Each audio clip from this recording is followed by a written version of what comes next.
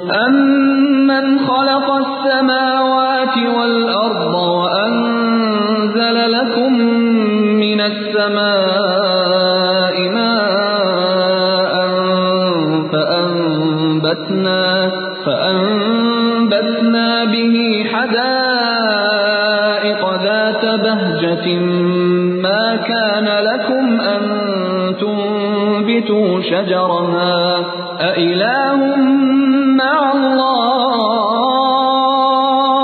بَلْ هُمْ قَوْمٌ يَعْدِلُونَ۔ بھلا وہ کون ہے جس نے آسمانوں اور زمین کو پیدا کیا اور تمہارے لیے آسمان سے پانی برسایا، پھر اس کے ذریعے سے وہ خوشنما باغ اگائے جن کے درختوں کا اگانا تمہارے بس میں نہ تھا۔ کیا اللہ کے ساتھ کوئی دوسرا خدا بھی ان کاموں میں شریک ہے؟ نہیں، بلکہ یہی لوگ راہ راست سے ہٹ کر چلے جا رہے ہیں۔ سب سے زیادہ شرک اسی میں ہوتا ہے۔ پھر ماں باپ کی بات نہیں مانتے، ایسی ہے نا، تو ماں باپ کو مانو تو ماں باپ کی بھی مانو، یہی اصل بات ہے نا۔ اسی طرح رب کو مانتے ہو تو رب کی بھی مانو، بس یہ فرق ہے۔ اللہ تعالیٰ ہمیں اپنی اصلاح کی توفیق دے۔ آئیے شروع کرتے ہیں آیت نمبر 60 سے، سورۃ نمل۔ اعوذ باللہ من الشیطان الرجیم۔ امن خلق السماوات والارض وانزل لکم من السماء ماء، بھلا وہ کون ہے جس نے آسمان و زمین کو پیدا کیا اور تمہارے لیے آسمان سے پانی برسایا، پھر اس کے ذریعے سے وہ خوش نما باغ اگائے جن کے درختوں کا اگانا تمہارے بس میں نہ تھا۔ کیا جواب دیں گے اس کا؟ اللہ آپ سے پوچھ رہے، آپ جواب دیجئے، بولیے کہ صرف اللہ ہے جو یہ سب کام کرتا ہے۔ کیا اللہ کے ساتھ کوئی دوسرا خدا بھی ان کاموں میں شریک ہے؟ نہیں، شاباش، اس طرح جواب دیں، پھر آپ کا بھی شعور جاگے گا۔ بلکہ یہی لوگ راہ راست سے ہٹ کر چلے جا رہے ہیں۔ أَمَّن جَعَلَ الْأَرْضَ قَرَارًا وَجَعَلَ خِلَالَهَا أَنْهَارًا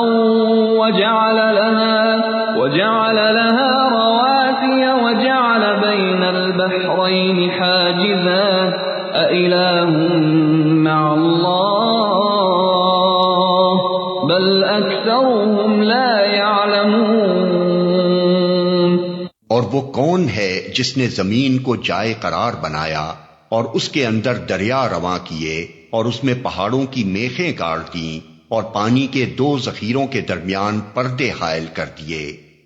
کیا اللہ کے ساتھ کوئی اور خدا بھی ان کاموں میں شریک ہے؟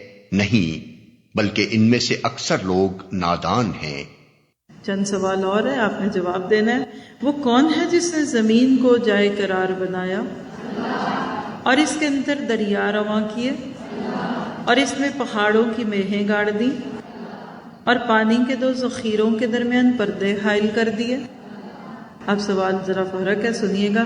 کیا اللہ کے ساتھ کوئی اور خدا بھی ان کاموں میں شریک ہے؟ نہیں، بلکہ ان میں سے اکثر لوگ نادان ہیں۔ أَمَّن يُجِيبُ الْمُضْطَرَّ إِذَا دَعَاهُ وَيَكْشِفُ السُّوءَ وَيَجْعَلُكُمْ خُلَفَاءَ الْأَرْضِ أَإِلَٰهٌ مَّعَ اللَّهِ قَلِيلًا مَّا تَذَكَّرُونَ۔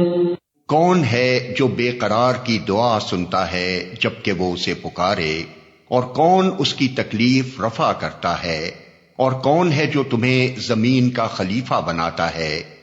کیا اللہ کے ساتھ کوئی اور خدا بھی یہ کام کرنے والا ہے؟ تم لوگ کم ہی سوچتے ہو۔ چلیے تیسرا سوال، کون ہے جو بے قرار کی دعا سنتا ہے جب کہ وہ اسے پکارے؟ اللہ، صرف اللہ یا کوئی اور بھی؟ شاباش۔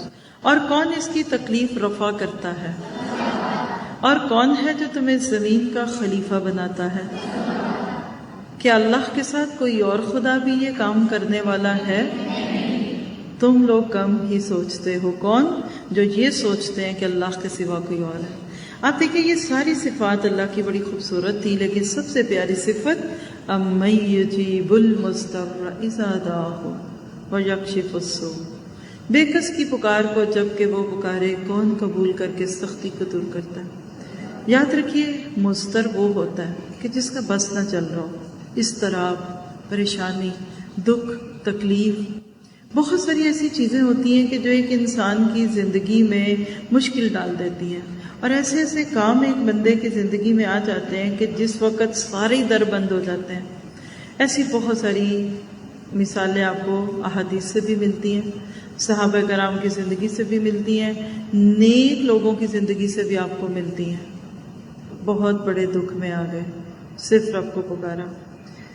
ایک واقعہ بہت ہی پیارا ہے، ایک بک ہے أَمَّن يَهْدِيكُمْ فِي ظُلُمَاتِ الْبَرِّ وَالْبَحْرِ وَمَن يُرْسِلُ الرِّيَاحَ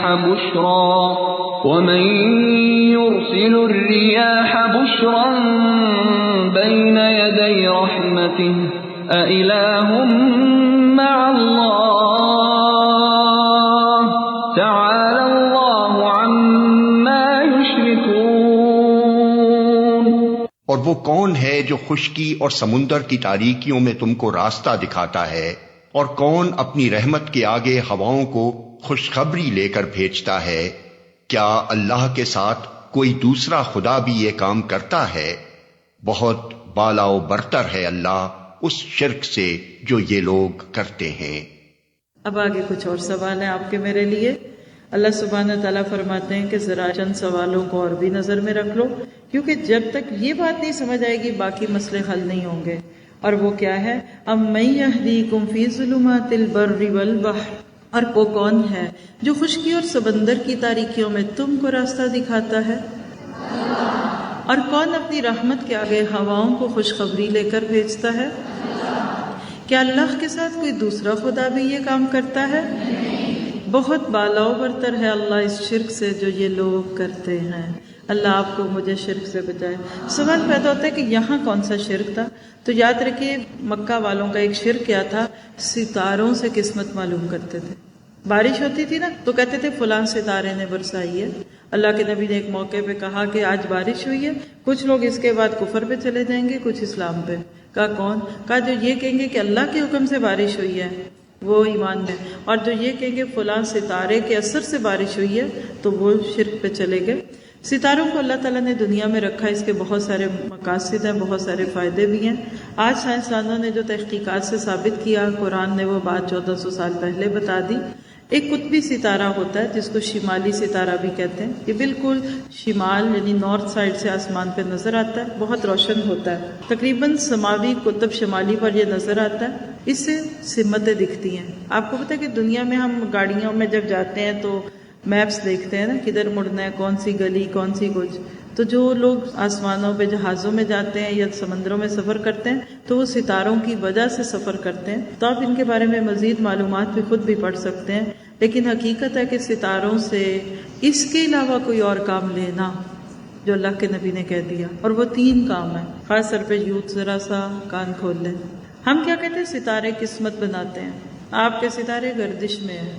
جب میں پیدا ہوا تو میرے ستارے ادھر تھے ادھر تھے. غلط ہے، اس کو کاٹ کے پھینک دیجیے. ستاروں کے 3 مقصد: سمندروں خشکیوں میں راستہ دکھانا، خوبصورتی، اور شیطانوں کو بھگانا. اس کے علاوہ ستاروں سے کوئی اور مدد نہیں لی جا سکتی. أَمَّن يَبْدَأُ الْخَلْقَ ثُمَّ يُعِيدُهُ وَمَن يَرْزُقُكُم مِّنَ السَّمَاءِ وَالْأَرْضِ أَإِلَٰهٌ مَّعَ اللَّهِ قُلْ هَاتُوا بُرْهَانَكُمْ إِن كُنتُمْ صَادِقِينَ. اور وہ کون ہے جو خلق کی ابتدا کرتا ہے اور پھر اس کا اعادہ کرتا ہے؟ اور کون تم کو آسمان اور زمین سے رزق دیتا ہے؟ کیا اللہ کے ساتھ کوئی اور خدا بھی ان کاموں میں حصے دار ہے؟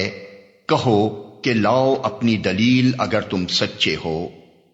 پھر ایک اور سوال، اور کون ہے جو خلق کی ابتدا کرتا ہے پھر اس کا اعادہ کرتا ہے؟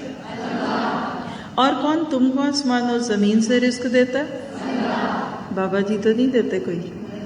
بابا جی اللہ سے تو لے کے دیتے ہیں نا.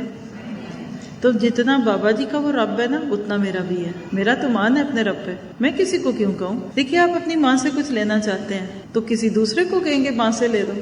بیوی کو شوہر سے کچھ لینا ہے تو اس کے دوست کو کہہ دے ذرا ان کو کہہ دے مجھے 200 روپے دے دیں، خوش ہوگا شوہر.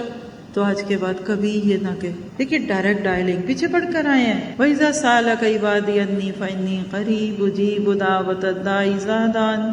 جب میرے بارے میں آپ سے میرے بندے پوچھیں تو کہہ دیں کہ میں تو قریب ہوں، سننے والے کی پکار بھی سنتا ہوں، جواب بھی دیتا ہوں، شرط ہے کہ یہ بھی مجھے پکاریں. تو یہ گمان رکھنا کہ اللہ کسی اور کی زیادہ سنتا ہے میری نہیں سنتا، یہ درست طریقہ نہیں ہے. آج سے اللہ سے باتیں شروع کرتے ہیں. اے اللہ میں تجھے ویسے ہی پکارتی ہوں جیسے تیرے نبیوں نے پکارا. رب انی، ربنا. اللہ تعالیٰ ہمیں ڈائریکٹ اسی سے مانگنے والا بنا دے. پھر فرمایا کہ اللہ کے ساتھ کوئی اور خدا بھی ان کاموں میں حصے دار ہے؟